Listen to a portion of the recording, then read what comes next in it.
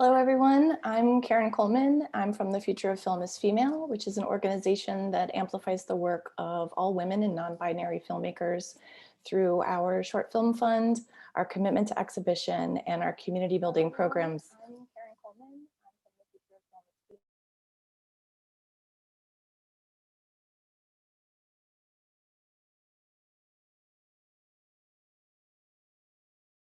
And apparently our live stream is working. Anyway, tonight we're celebrating the release of HOLLER. So I want to welcome everybody and thank you for joining in our filmmaker conversation with Nicole Riegel, the writer and director of HOLLER, and Ekwa Msangi, the writer and director of Farewell, AMOR. Quickly, I'd like to thank IFC Films for helping us put together not only this conversation, but for offering free screeners of each film to some of our Future of Film is Female members. I'd also want to let you know that we will have time for audience questions. So if you have any, please feel free to put them in the Q&A box at any time during our conversation. So at this point, I'd like to welcome Nicole and Ekwa to join me.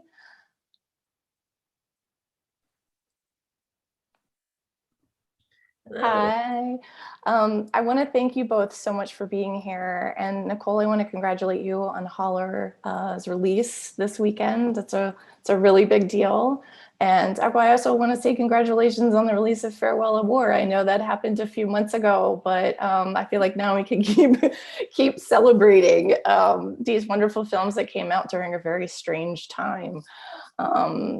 But I do love both of your films, and I think they're both stunning debuts and really incredible. So very excited to hear what happens in your filmmaker conversation and sort of what unfolds. But before I duck out, I'll initiate the first question, which is I would love for each of you to say how you're familiar with each other's work. So maybe Nicole, you can talk about how you first saw Farewell, AMOR.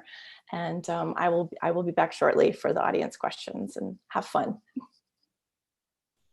Yes, I watched your film again before this conversation, and it is, in a way, it felt like such a good companion to HOLLER in terms of home and betrayal, and feeling like you're betraying where you come from and your roots, and just themes of home and identity and feeling torn between the two. And it's so funny because earlier in the year, I picked up a book I'd read a while back, which was Dreams of My Father.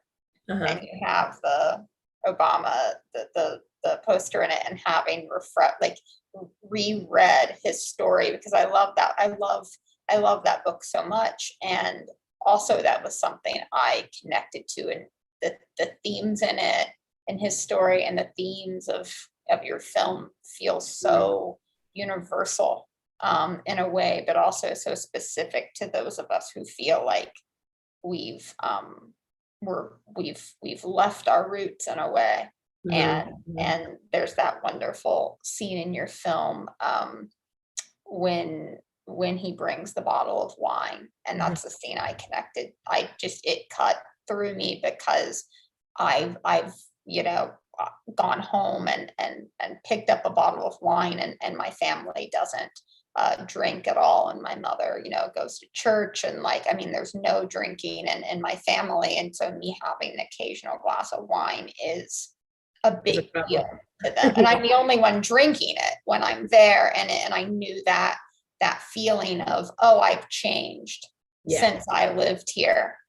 And how do I reconcile that? No, that was really thank you for saying that. And also that was something in watching your film, and was introduced to your film from this panel. I had actually seen the trailer for your consideration that had gone out for a while, a few weeks ago, but had the opportunity to actually watch it through our IFC co-distributors. Which is a wonderful home to be attached to. And completely felt exactly what you're saying, to a point where I was actually kind of, like I felt myself almost in her shoes of like, man, like what is she gonna do? Because it is, as much as your lead character is in a situation that I feel like most people would be like, oh, easy choice, just leave, like go do a better life. It's not. And I think it's not that easy. And I think that you did a really great job in allowing us to be in her skin and to understand that regardless of the circumstances being tough and challenging, there is actual community there, there's love there, there's family there. And I loved that it wasn't the expected. It wasn't, well, clearly people in tough situations hate each other or mean to each other or betray each other easily, or, like have no loyalty, or, whatever. It's easy to leave a situation where you don't have running water and you're being evicted and all of these things. But like, the brother sister relationship was so strong and so compelling. The mother-daughter relationship too was really complicated and in a very realistic way, not sort of like, okay, this is the beat where, okay, we're at page 30, this is when she says this, page 60, this is the way she says this. And then also the friend, Linda, I think is her name, the best friend, and sort of standing up for the kid, like it was just it's this community where they kind of know each other and they're all having similar struggles. Yeah. And it was just like a very intimate portrait. And I feel like that was something that you succeeded to do really well, was putting us in their shoes. So we're not just watching it where you get up and you're like, well, sucks to be poor, but you're able to be, to really kind of consider like, what would I do if I was in that situation? And what choices would I make if I were faced with those challenges, problems, whatever, which is, I think, the best situation to be in. So congratulations for that. Thank you. You just said something I did want to talk with you about, which is, oh, it sucks to be poor, and how I feel like you and I made films about marginalized families and communities that are on the surface written off as those kinds of stories. Right. You feel like you know everything about them already. So you're exactly. Like, oh, even though they're marginalized and their faces in places that we're not seen, but yet we approach it that way. And I don't know why that is. Yeah, that's a good question. I mean, I'm sure film has a lot to do with it in terms of we've only seen those stories told in one particular way, or those characters shown as this, that, and it's because they're responsible, so therefore don't be irresponsible and then you'll be fine, Yeah. But even, it was interesting when I finally discovered what they were doing, what the characters in your film were doing about the scrap metal. I was like, oh, that's so interesting. The only reference I've seen of that was The Corner. That was the inspiration, the show, the miniseries that was the inspiration for The Wire. It came out, I think, in the early 2000s. I haven't seen it. Yeah, I haven't seen it. It's all, of course, about drug abuse and sort of how drug addicted people in that particular part of Baltimore were doing that, we're scrapping metal as a way of, making enough money to get like their hit for the day. And so scanning all of these abandoned buildings and stuff like that. But, that's a way of survival. And it was really great that you were able to sort of also bring in the current situation, because so these aren't like people in some far off land who do terrible things, or people in some far off time. Good thing we're over that now, but that's yeah, absolutely. They're watching it, this is probably happening, and that they're young people at risk. The way the school handles her, which was just so heartbreaking that no one was able to really, I feel like it would have just taken a question, like, well, why did you miss the test? Or, why did, and nobody asked the question, Nobody asked the question. Yeah, that happened to me. That's so that scene you're talking about was the hardest scene to film because I was watching this like version of my 17-year-old self, and I was watching that scene play out exactly as it happened to me. And I didn't give Jessica really any direction for that scene. And I remember she does this thing with her head. There are no words. She doesn't know what to say. It's so intimidating when an authority figure sort of discourages you in that way at 17. And she just does this little look with her, this movement with her head, and then slides a paper across the desk. And I remember doing that. It was such a almost out of body experience for me to watch what happened to me play out and to be filming it in my hometown again. And talk about an open wound. I mean, to go back and do that. And yeah, I was wondering if was there something for you was there a scene in Farewell Amor that was so personal to you that when you filmed it, you had a certain moment with it, or is there a scene that still stands out to you? Not quite in the same way as your experience. However, the opening scene, so Farewell Amor, and I want to hear more about your involvement with your film, and I have questions. But before we get to that, Farewell Amor is inspired by a relationship of an aunt and uncle of mine. They were married in Tanzania in the mid-90s. My uncle got a student visa to come to the US. He came, he had every intention of bringing my aunt, my cousin right behind him. And to this day, they've been stuck in this endless cycle. And over the years, they've made these sort of petitions for their visas. And there've been these moments like, any minute now, it's gonna happen, So we've all gotten excited, and Auntie started packing, and then it didn't work out. And so there was a time some years ago when, one of these petitions was going on where I was thinking about my uncle, and I was like, man, at that time, maybe it's been like 10 years or something. And I was like, what will it be like for him? So he's gonna go to the airport, and then what? Will he recognize them? Like, what would he say? Where would he take them? Like, what would they have for dinner? So I was trying to just kind of put myself in his shoes and imagine what it would be like for him, and I just had this image of him waiting in the arrivals hall for his family, and like all the things, like he's excited, but also kind of terrified as to like how that's going to work out. It's a little different because my real life family is not reunited yet, so none of that has happened. So it's all sort of like my imagination of it.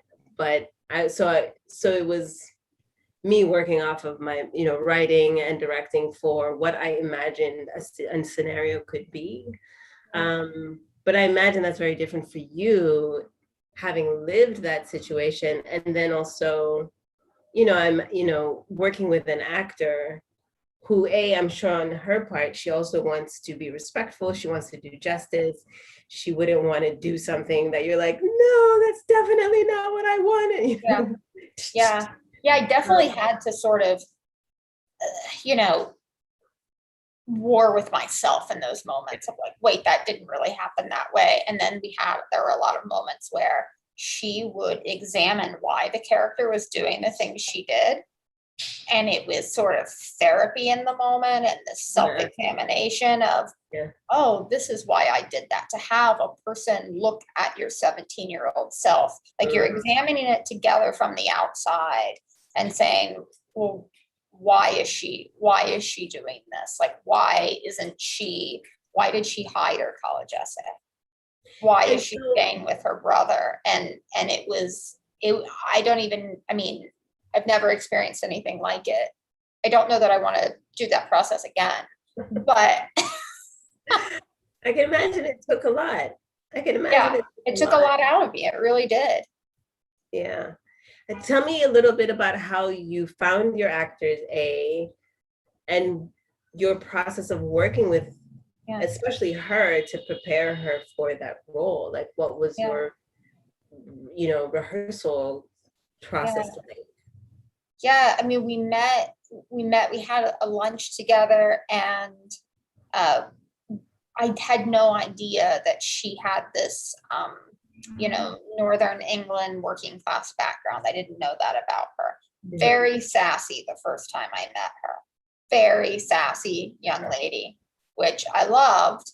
Uh-huh. And I was raised by these like mouthy, fiery women and a single mother. And I'm just used to, them putting me in my place on a daily basis. Right. And so I just immediately was like, you remind me of my mother and my grandmother and my aunt. And I mean, just very sharp, with just very sassy. And we started talking about our backgrounds, and then discovered we both came from these working class backgrounds. But then I remember the conversation taking a turn and got a lot deeper, because we talked about how class was something we were ashamed of. And it was something within the film industry that we hit, because I've always felt like I am surrounded by filmmakers and people in the industry who come from filmmaking dynasties, who come from lots of money. Filmmaking has always been a rich kid's game. And I went to film school with a lot of my peers like that. And that's not to take away from anyone's talent, very talented, but I couldn't afford film cameras. Yeah. I couldn't access any of that stuff, or maybe I would have made my first film when I was a lot younger. Like I didn't have access to any of that. And as an actor, she's not trained formally. She didn't have access to the best, theater schools or anything. And I had never met an actor like that. I had never met someone like that and had this conversation. And it's funny that now the film's being released and we're like airing our dirty laundry, this thing that we've hidden for so long, that I've always been ashamed of where I come from. I've been ashamed that I didn't, come from a family where like brother's an agent, dad's a filmmaker, sister's a filmmaker, cousin runs the studio. Like, I mean, zero, like very blue collar union family. There was no one I could go to for help in the arts. And the arts, a problem I think we have in the arts is that there's this, on top of like sex and race, there's class can be invisible in a way. When you walk into a room, I don't know if you're rich or poor, like it's this thing. And I met someone who I could talk to about it, and who understood how to play a girl who might go through her daily life in that way. And that is what made our working relationship easy. That's so, yeah.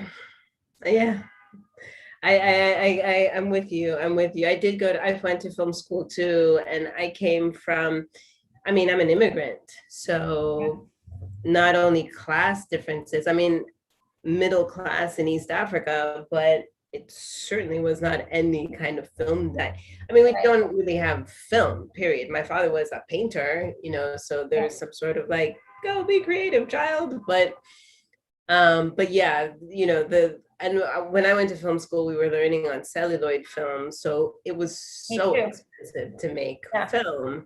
Yeah. And therefore, even the amount of time it's taken for me to make my first feature involved having to relearn filmmaking from scratch, because from this shift from celluloid, analog film to digital. Yes. And trying to figure out how to get access, because there was a point where like, unless you had like $3 million minimum, like you just didn't have access to the equipment and the people to run the equipment.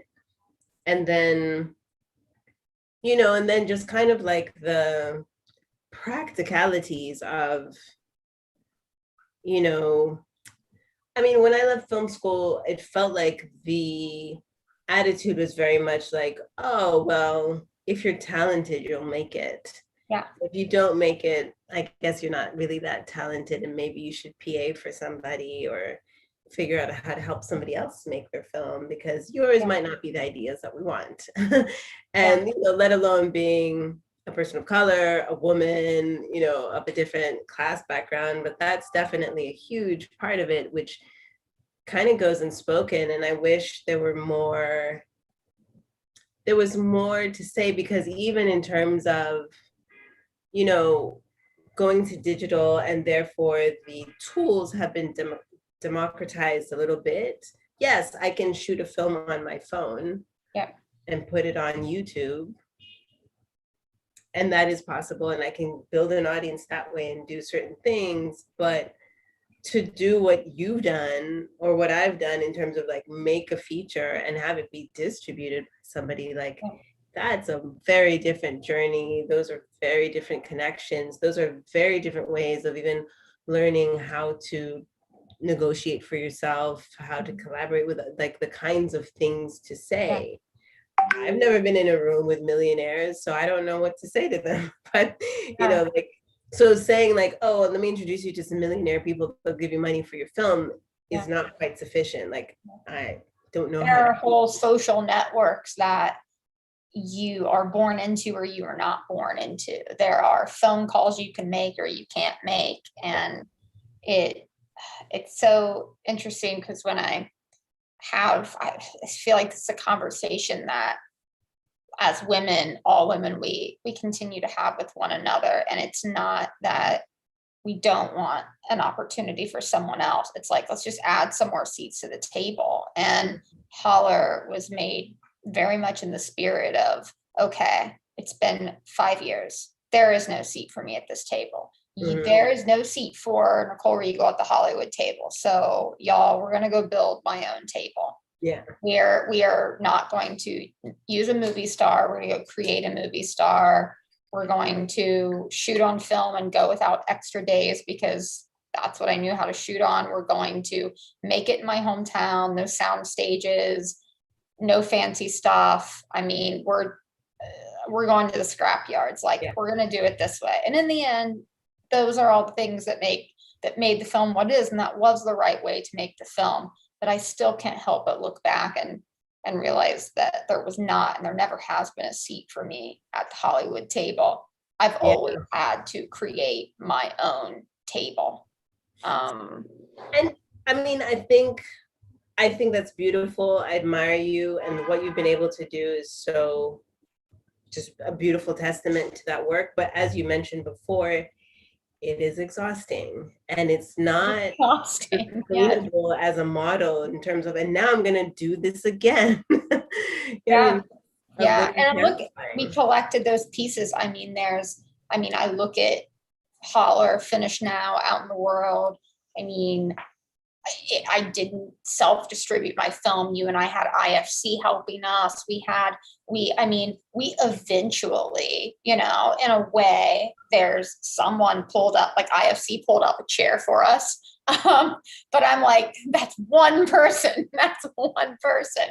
But it's, I don't know, I think these outsider sort of films that we've made, I think they are resonating with people in a big way. There is heart I see that's a connective tissue I see between our films, is just family and heart. And this is me wildly jumping topics, but it is the thing I was just maybe the most excited about in your film, because it just, I was watching it and saying out loud to myself, like, damn, she's a genius. Like, damn, she's a genius. And it's the color of your film, the color in the costume design, and just the design and your use of color, and the like fuchsias and pinks and burgundies and magentas, and just the brightness of the pinks. But then how, and maybe I'm wrong, but it seemed like he was assigned, like Walter's assigned the blues, Esther's assigned the reds.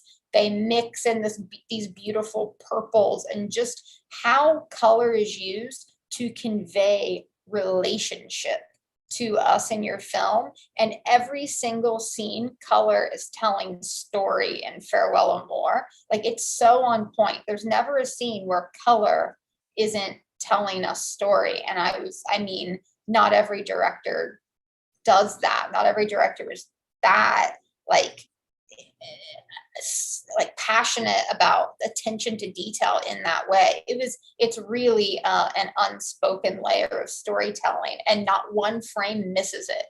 Like whether it's a poster on the wall, it's on the refrigerator, it's the color of her scarf. It's those colors are very carefully curated in every frame. And I know that as a director, yeah, designers are doing that and we can credit them, but it's also a director saying, we have to do this. That's you behind the camera, making sure it's always there. And I wanted to talk about color in your film because it's amazing.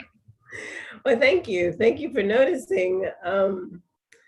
You know how it is when you're working on these projects forever and with a team, it's like there's things that you forget almost. And when you first started saying color, I'm like, oh, that color correction. Yeah, we worked really hard on that. But yeah, the design. It's so, thank you. Thank you for saying that. It's so interesting because, you know, I think it really comes down to, over the years since film school, I've managed to build colleagues and comrades around me who can follow my lead. And part of that is sort of like taking the things that I'm talking about and running with it. I had a wonderful production design department. So I didn't have to be on every set and be like, sorry, there's not enough color in this. Can we fly in some more yellows or some more whatever? You're the same designer. Yeah. Lance Mitchell. Yes. Yeah. Lance, exactly. Lance and Virginia Hastings is a friend of mine who I've been working with for years. And we had been talking, you know, because again, with low budget things, it's time. It's like, I needed way more time to sort of set things up because we didn't have money to pay everybody for everything. And so having long conversations around mood, looking at pictures, blah, blah, blah, and just sort of thinking about what was important. And then also using my actors as inspiration too, in terms of what would look good on them or against them. And then of course, my DP sort of coming into that conversation as well, in terms of how to light them, how to make their skin look different, in, you know, sort of like bouncing the light, illuminating the light off of their skin, and using different colors to do that because we can. And you know, and then of course just trying to use that to emphasize the space, the size of the space, the tension, the, you know, all of those kinds of things. But yeah, it does say a lot. I mean, your film had a lot of blue, but was also very intentional about, you know, it didn't feel like you just put sort of like a blue mask on it and went to bed after that, but that it was very, you know, because it was cold too, you know, a lot of this in the winter. And so it gave that sense of like really feeling like, ooh, child, girl. But she had that red hat, and that was, you know, first of all, just like genius. I loved this hat with the backpack.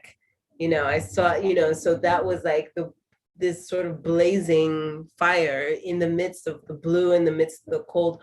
And she wore that thing the whole time. I did have a moment of like, wow, her costume designer, just like, she just made sure, because you don't even notice if she's changed her clothes or not. And that, I think, was kind of the point. It's like, she has a hat, so when she gives the hat up, like it, you know, we definitely notice, like we know.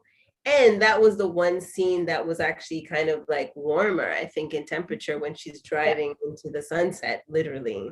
Yeah, it was, I mean, the snow melted off. We didn't know if that would happen. And we were like, great, we're driving off to the sunset today, great. But it was so cold. I mean, I wanted snow, I wanted winter, but we got hit with the polar vortex and the schools were closing. And people were worried about frostbite. I was worried about frostbite. I mean, to give you a taste of what it was like in that scrapyard, because I'm always asked, what was it like in that scrapyard? Yeah. And it was, I mean, we will live with that for the rest of our lives. I mean, one, like the water froze at one point. We went without water in the honey wagons.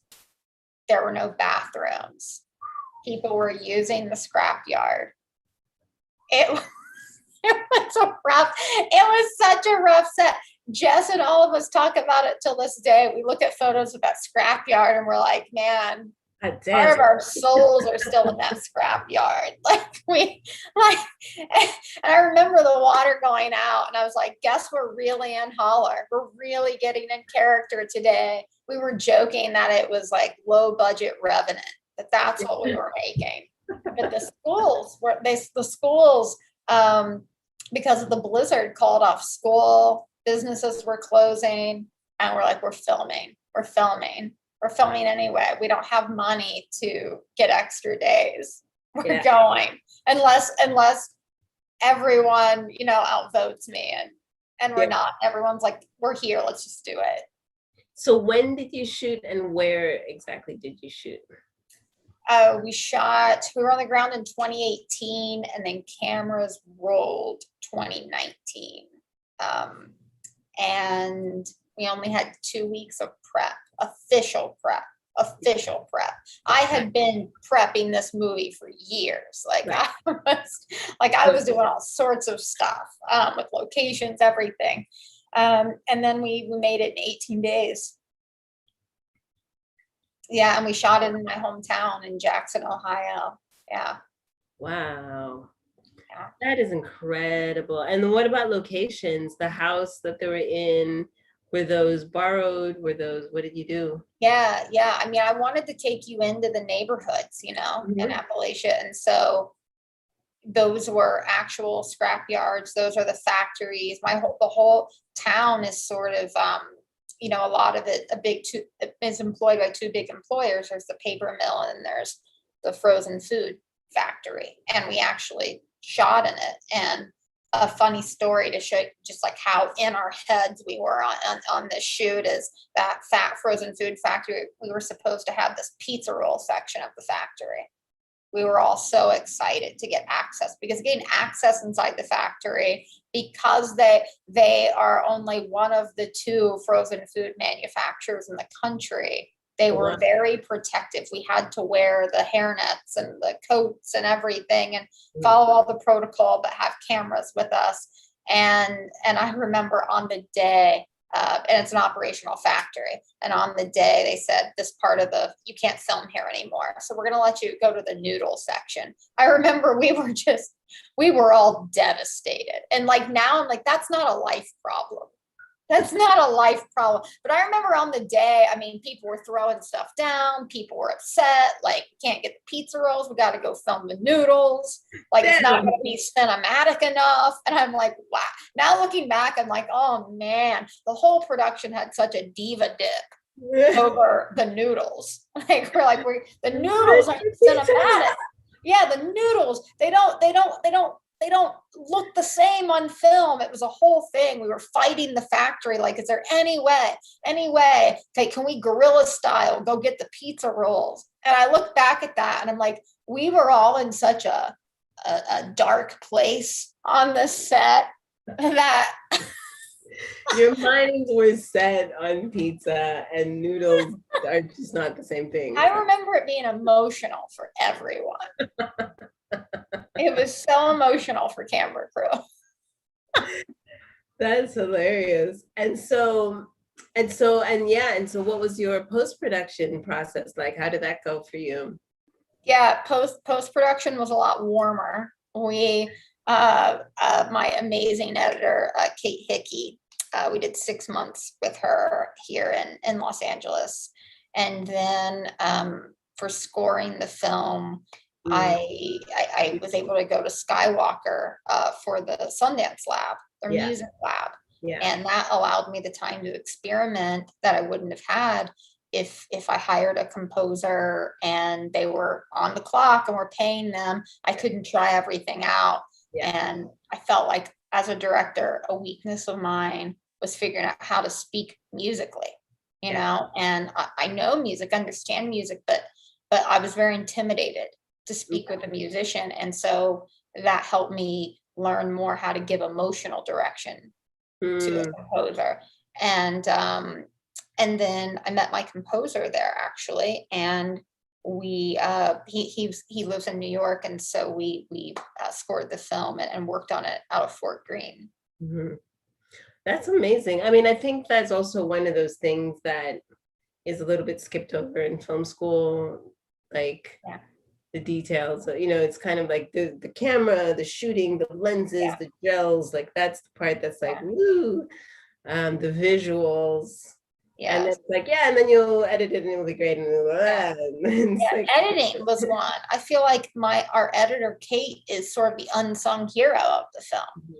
And and people talk about her the least amount, but that's who I spent the most time with. That's who most of my time is spent with. Is I spend like, 18 days with everyone else. I spend half a year, actually longer than that, when we're not actually in editing bay. I spend, because she's a part of the story process. She's a part of, I'm on the phone with her during production. She's looking at dailies. Yeah. She's helping me figure out what I need to get. And I just feel like the editors and editing, I mean, it's so, I almost think of her as like a writer, and the film's impossible without her, but yet that's the chunk that's talked about the least. Because if it's good, it's invisible, right?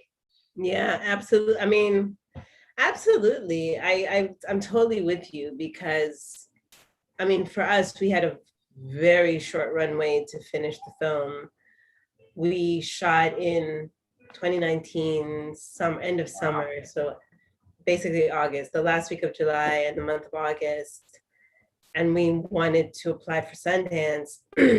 The deadline is October. Yep.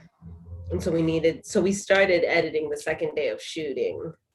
So, on the weekends, I was going to sit with the editor, and exactly what you're saying, she was helping to be like, I think we need more of this, or, this seems a little off, or whatever it was.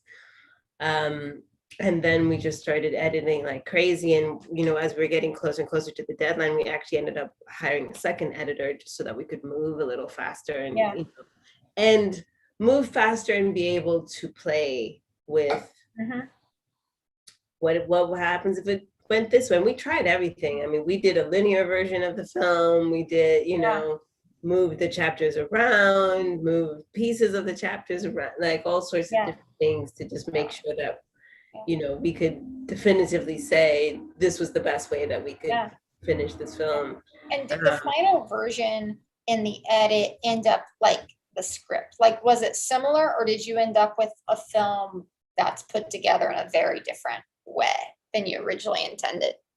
It was put together very similarly, because I had written the script in chapters in the way that the film presents. There's a few things, I think, the pacing of the script is a little different, and kind of where a few sort of key moments are placed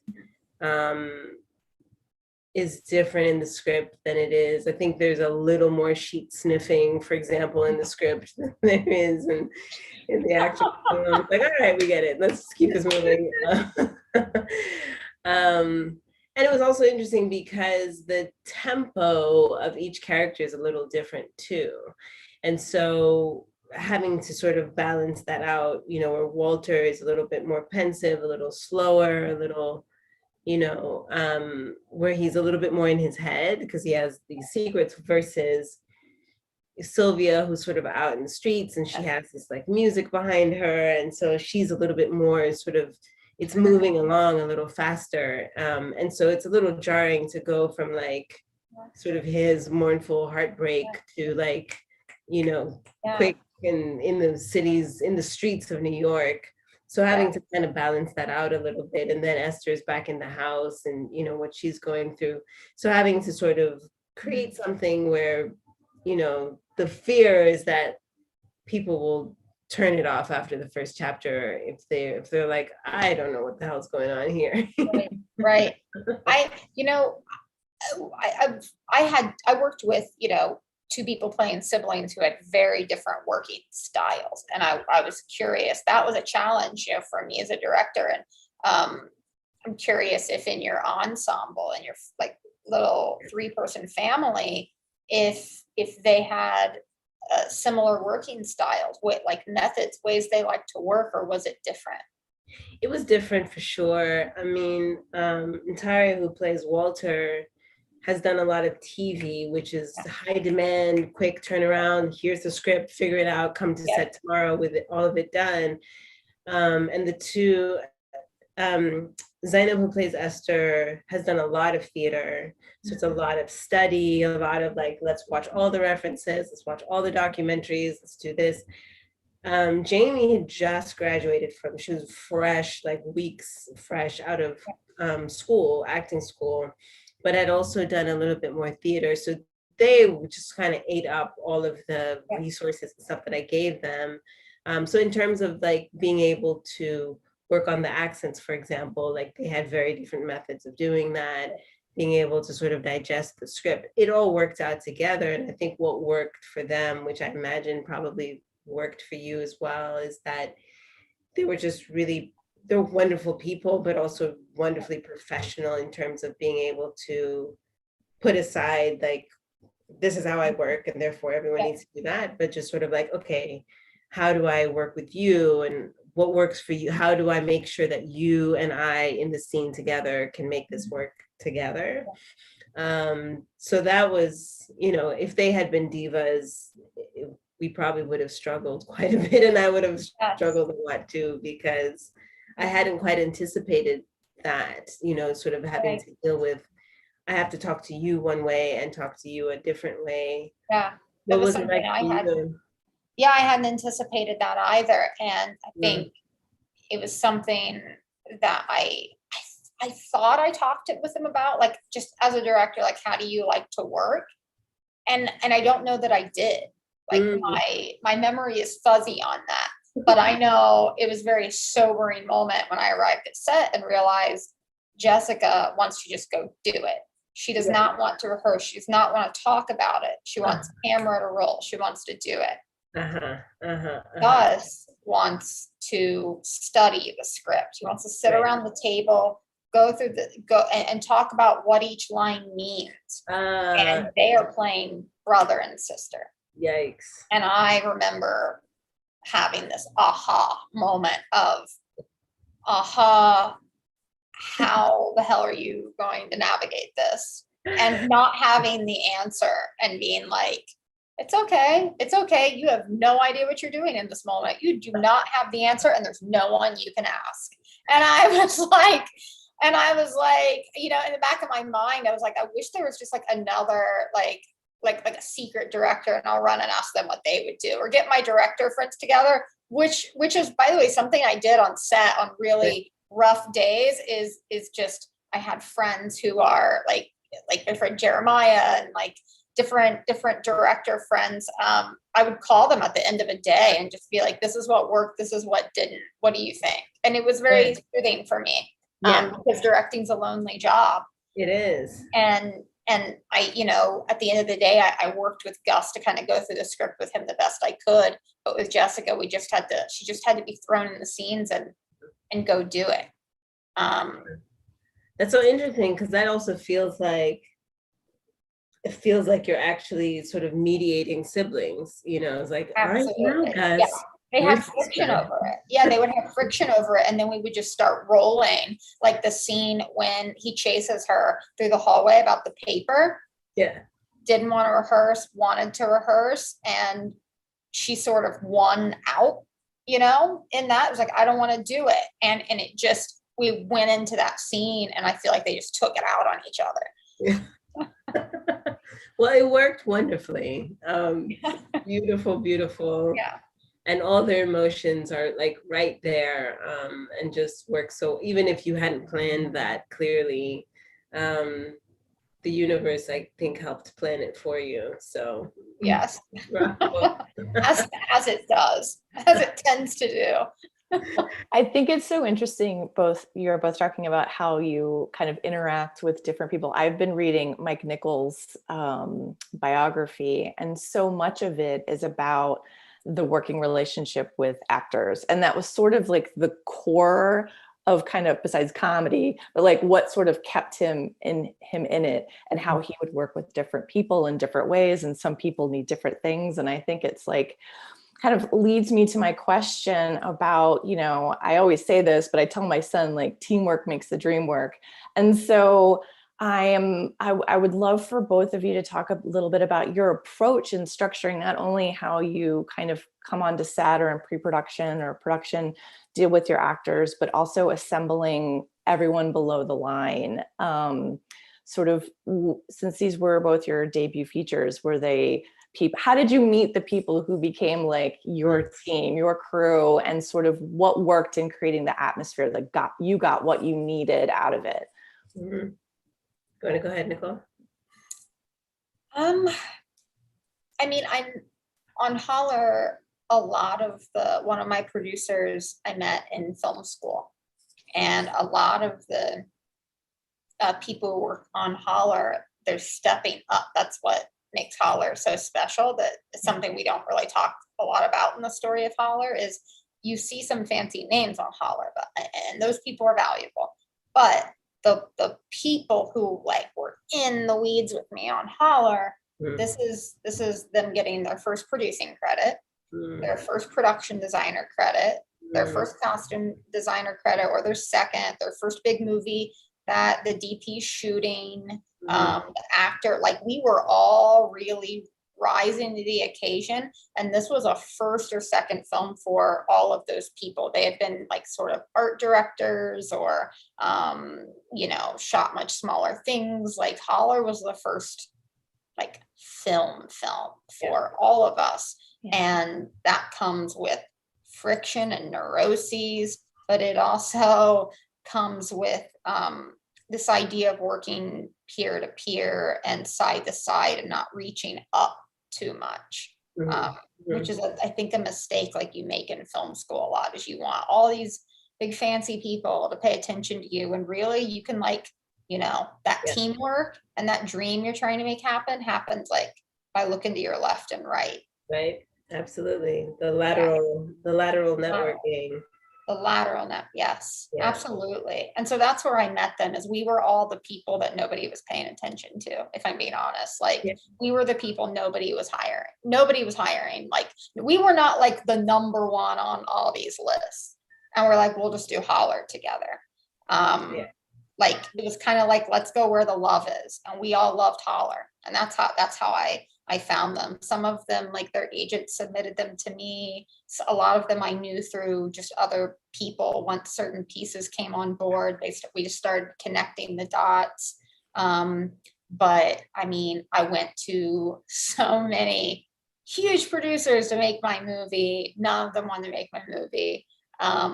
But when I looked side to side, I had these people who were like, I want to produce a movie. You know, and that's who I made my movie with. And that's who I should have been making my movie with. That's so wonderful. Most of our heads of department were friends that I'd worked on shorts with, and, you know, all the projects that nobody was getting paid, but we did it for the love.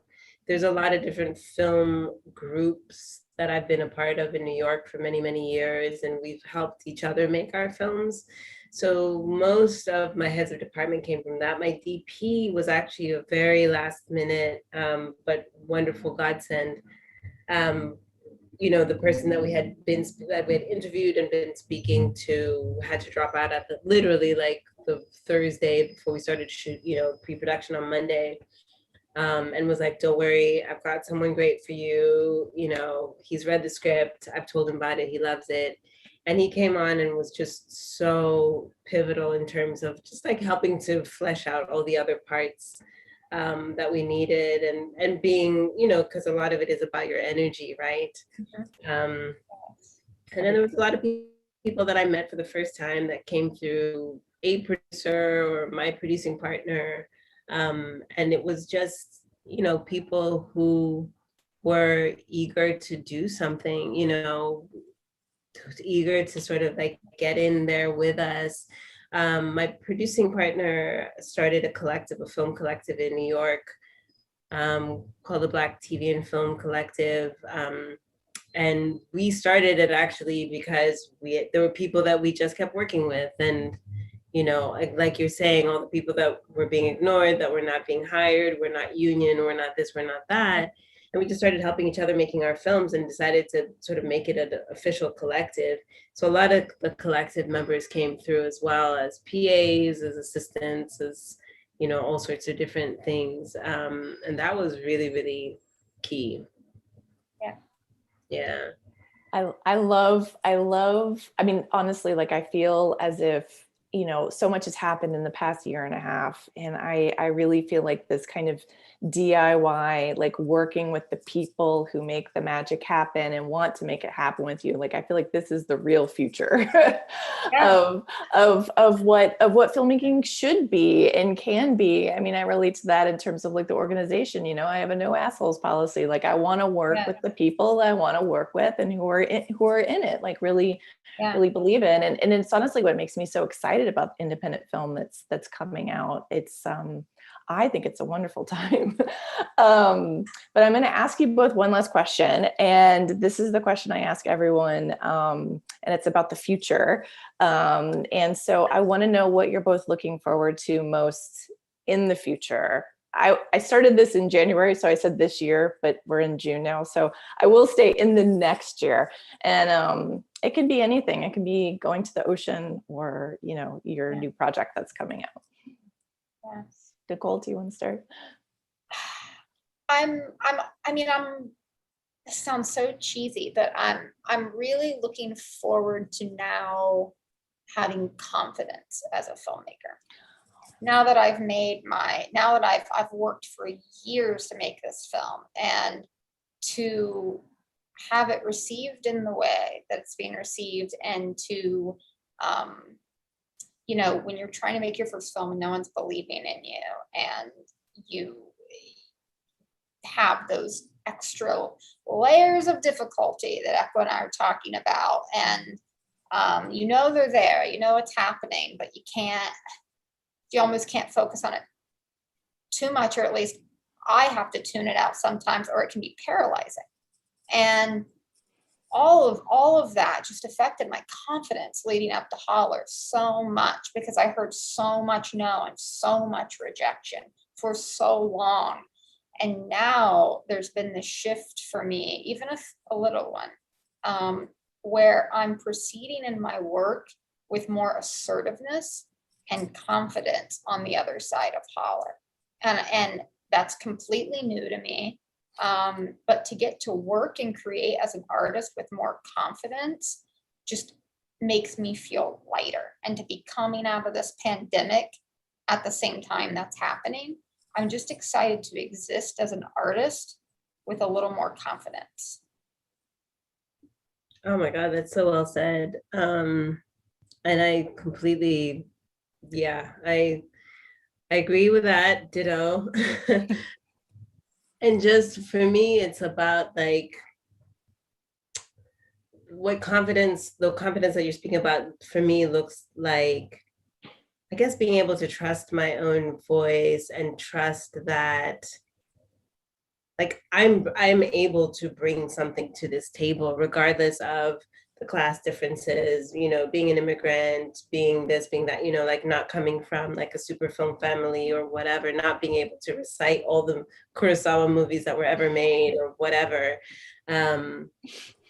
And, you know, and there's a way in which, you know, small little things get thrown out there, like, oh, you don't know this, or, you know, and it feels like, are you really a filmmaker? And being able to be like, yeah, I actually am a filmmaker. And I am, because I bring something that you know nothing about. I'm able to speak to characters, to stories, to parts of the world that you literally know nothing about, and you need me. It's not just like a novel thing that would be so cool to add, but like, you desperately need my help. I'm so glad you called. And yes, I am the person that you should be calling, and you should pay me, because I'm so looking forward to paying my bills after. Yes, yes, yes, yes. So, I will add to that I think what we do looks it looks so fun. And I mean, this is to a degree the story of art, but especially for us, Yeah. Ekwa is that our work has value as monetary, that she and I have monetary value. Yeah. What we create costs something.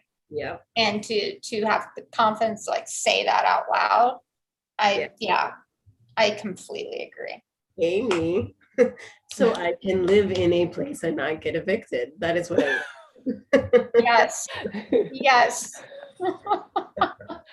Honestly, I mean, I need to hear this, and I think that you're both the filmmakers that we desperately need. And when I hear all of this, well, having the confidence and the paying and everything, like this is how we move forward. And it was really lovely to have the both of you in conversation tonight.